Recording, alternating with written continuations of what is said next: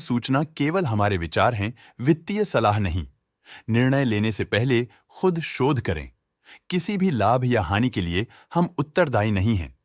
आज हम देख रहे हैं एचएलई ग्लासकोट लिमिटेड के 2025-26 Q1 की standalone financial performance. Starting with the sales, पिछले क्वार्टर से सेल्स में -16% का डिक्रीज हुआ है, मगर कंपनी ने पिछले साल के मुकाबले 47.5% का सेल्स इंक्रीज रिपोर्ट किया। Expenses -14.5% quarter on quarter decrease हो गए हैं, जो साल भर के 34.5% के राइज के साथ अलाइन करता है। एक्सपेंसेस में डिक्रीज अच्छा है, लेकिन सेल्स में डिक्रीज निराशा की बात है।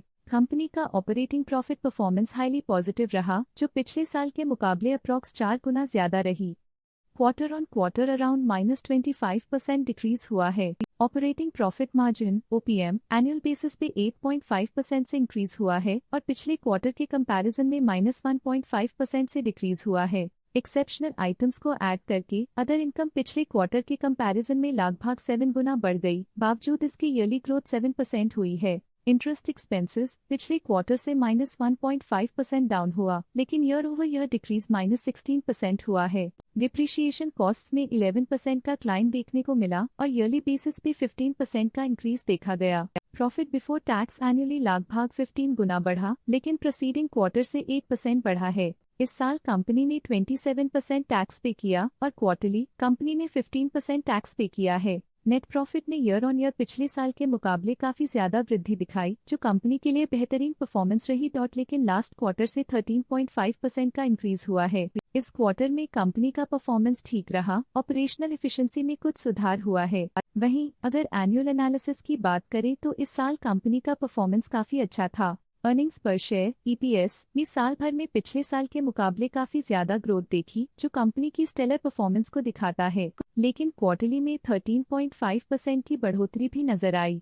इस क्वार्टर में कंपनी का EPS ठीक रहा, ऑपरेशनल एफिशिएंसी में कुछ सुधार हुआ। एचएलई ग्लासकोट लिमिटेड के फाइनेंशियल स्नैपशॉट को रिव्यू करते हुए कुछ मुख्य ट्रेंड्स सामने आए हैं, जो कंपनी की परफॉर्मेंस पे रोशनी डालते हैं। जून 2022 से जून 2025 तक एचएलई ग्लासकोट लिमिटेड की फाइनेंशियल जर्नी में सबसे पहले बात करते हैं सेल्स की। इस साल सेल्स में 5% की वृद्धि हुई है और पिछले 4 सालों में 12.5% की वृद्धि हुई है, जो एक निरंतर अपवर्ड ट्रेंड को दर्शाता है। पिछले साल की गिरावट के बाद इस साल सेल्स फिर से बढ़ना शुरू हुई है, जो सफल रिकवरी स्ट्रैटेजी को दर्शाता है। अब बात करते हैं एक्सपेंसेस की। इस साल एक्सपेंसेस 4% बढ़े हैं और 4 सालों में 22% का इजाफा हुआ है। इस साल सेल्स और एक्सपेंसेस एक साथ बढ़ रहे हैं, जो बैलेंस्ड ऑपरेशनल अप्रोच को दर्शाता है। इस साल ऑपरेटिंग प्रॉफिट में 16% की बढ़ोतरी हुई और पिछले 4 सालों में -37% की गिरावट हुई है। पिछले साल की गिरावट के बाद इस साल ऑपरेटिंग प्रॉफिट में सुधार हुआ है, जो ऑपरेशंस में सफल पलटाव को दर्शाता है। इस साल नेट प्रॉफिट में 49% की वृद्धि के साथ पिछले 4 सालों में -50% की गिरावट हुई है। लगातार 2 सालों तक प्रॉफिट में कमी के बाद इस साल नेट प्रॉफिट में हुए इजाफ ने एक टर्नअराउंड का संकेत दिया है, जो स्ट्रेटेजिक रीअलाइनमेंट्स का असर हो सकता है। इस साल EPS में 49% की वृद्धि हुई, हालांकि पिछले 4 सालों में -92.5% की गिरावट देखी गई है। लगातार 2 साल की गिरावट के बाद इस साल EPS में वृद्धि प्रॉफिटेबिलिटी में रिकवरी के शुरुआती साइंस देती है। चलिए अब बात करते हैं शेयर होल्डिंग पैटर्न की। एचएलई ग्लासकोट की शेयर होल्डिंग रिपोर्ट्स कुछ इस प्रकार की हैं, जो अननोन 2025 के तक चलता है। ये रिपोर्ट कंपनी के शेयर्स की डिटेल्ड जानकारी देता है, जिसमें promoters, promoter groups, foreign investors, public investors और सरकारी एंटिटीज शामिल हैं। प्रमोटर्स शेयर होल्डिंग 2025 के में 66.69% से इंक्रीज होकर 2025 के में 66.78% तक का इंक्रीज देखा गया है। इस इंक्रीज से साफ होता है कि प्रमोटर्स का कंट्रोल कंपनी पे और मजबूत किया है। पब्लिक हेल्थ शेयर्स का परसेंटेज 2025 के में 25.67% से 2025 के में 25.2% तक डिक्रीज हो गया। इस डिक्रीज से साफ है कि इस टाइम पीरियड में कंपनी में पब्लिक का हिस्सा डिक्रीज हुआ है।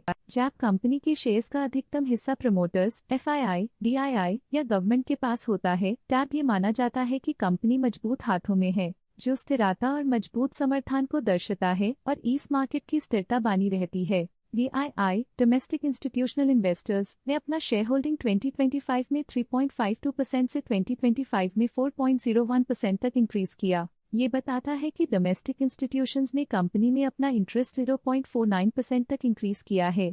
फॉरेन इंस्टीट्यूशनल इन्वेस्टर्स की शेयर होल्डिंग में थोड़ा डिक्रीज आया 2025 के से 2025 के में, जो दिखाता है कि फॉरेन इंस्टीट्यूशंस ने अपने स्टेक को क्वार्टर टू क्वार्टर -0.11 से डिक्रीज किया है, जिसे पता चलता है कि उन्होंने अपनी इन्वेस्टमेंट्स को पुल बैक किया है।